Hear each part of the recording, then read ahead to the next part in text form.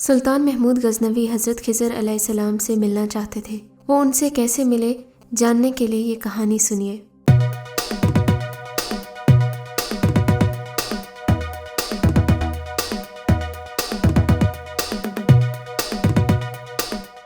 سلطان محمود غزنوی نے ایک بار دربار لگایا۔ دربار میں ہزاروں افراد شریک تھے، جن میں اولیاء کتب اور ابدال بھی تھے۔ سلطان محمود نے سب کو مخاطب کر کے کہا، کوئی شخص مجھے خضر علیہ السلام کی زیارت کروا سکتا ہے؟ سب خاموش رہے اور دربار میں بیٹھا ایک غریب دیہاتی کھڑا ہوا اور کہا، میں زیارت کروا سکتا ہوں۔ سلطان نے شرط پوچھی تو عرض کرنے لگا، 6 مہینے دریا کے کنارے چلہ کاٹنا ہوگا، لیکن میں ایک غریب آدمی ہوں، میرے گھر کا خرچہ آپ کو اٹھانا ہوگا۔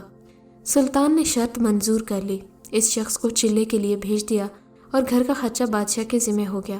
6 ماہ گزرنے کے بعد سلطان نے اس شخص کو دربار میں حاضر کیا اور پوچھا تو دیہاتی کہنے لگا، حضور کچھ وظائف الٹے ہو گئے ہیں، لہٰذا 6 ماہ مزید لگیں گے۔ مزید 6 ماہ گزرنے کے بعد سلطان محمود نے پھر دربار لگایا اور دربار میں ہزاروں افراد شریک تھے۔ اس شخص کو دربار میں حاضر کیا گیا اور بادشاہ نے پوچھا، میرے کام کا کیا ہوا؟ یہ بات سن کر دیہاتی کہنے لگا، بادشاہ سلامت، کہاں میں گنہگار اور کہاں حضرت خضر علیہ السلام، میں نے آپ سے جھوٹ بولا، میرے گھر کا خرچہ پورا نہیں ہو رہا تھا، بچے بھوک سے مر رہے تھے، اس لیے ایسا کرنے پر مجبور ہوا۔ سلطان محمود غزنوی نے ایک وزیر کو کھڑا کیا اور پوچھا، اس شخص کی کیا سزا ہے؟ وزیر نے کہا، بادشاہ سلامت، اس شخص نے بادشاہ کے ساتھ جھوٹ بولا ہے، لہٰذا اس کا گلا کاٹ دیا جائے۔ دربار میں ایک نورانی چہرے والے بزرگ تشریف فرما تھے، کہنے لگے، بادشاہ سلامت، اس وزیر نے بالکل ٹھیک کہا ہے۔ بادشاہ نے دوسرے وزیر سے پوچھا تو اس نے کہا، اس شخص نے بادشاہ کے ساتھ فراڈ کیا ہے، اس کا گلا نہ کاٹا جائے بلکہ اس کو کتوں کے آگے ڈالا جائے تاکہ یہ ذلیل ہو کر مرے، اسے مرنے میں کچھ وقت تو لگے۔ دربار میں بیٹھے اس نورانی چہرے والے بزرگ نے کہا، بادشاہ سلامت، یہ وزیر بالکل ٹھیک کہہ رہا ہے۔ سلطان محمود غزنوی نے اپنے پیارے غلام ایاز محمود سے پوچھا، آپ کیا کہتے ہو ایاز؟ ایاز نے کہا، بادشاہ سلامت، آپ کی بادشاہی سے 1 سال ایک غریب کے بچے پلتے رہے، آپ کے خزانے میں کوئی کمی نہیں آئی اور نہ ہی اس کے اس جھوٹ سے آپ کی شان میں کوئی فرق پڑا۔ اگر میری بات مانیں تو اس کو معاف کر دیں، اگر اسے قتل کر دیا تو اس کے بچے بھوک سے مر جائیں گے۔ ایاز کی یہ بات سن کر محفل میں بیٹھا وہی نورانی چہرے والا بزرگ کہنے لگا، ایاز بالکل ٹھیک کہہ رہا ہے۔ سلطان محمود غزنوی نے اس بابا کو بلایا اور پوچھا، آپ نے ہر وزیر کے فیصلے کو درست کہا، اس کی وجہ مجھے سمجھائی جائے۔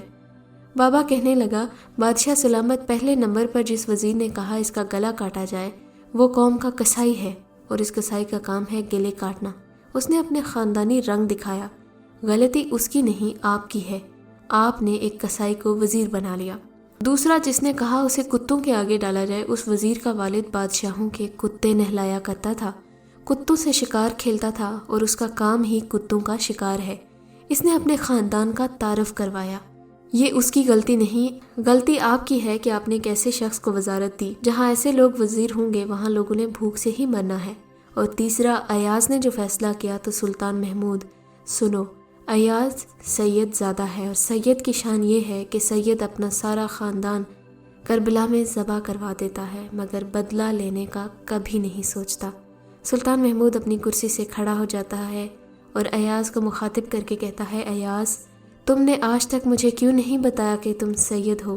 ایاز کہتا ہے، آج تک کسی کو اس بات کا علم نہ تھا کہ ایاز سید ہے، لیکن آج بابا جی نے میرا راز کھول دیا، آج میں بھی راز کھول دیتا ہوں۔ سنو بادشاہ، یہ درباری کوئی عام درباری نہیں ہے، یہ حضرت خضر علیہ السلام ہے۔ اگر آپ اس طرح کے ایمان افروز واقعات روز سننا چاہتے ہیں تو ہمارے چینل کو سبسکرائب کریں اور ہماری ویڈیو سب سے پہلے دیکھنے کے لیے بیل آئیکن پہ کلک کریں۔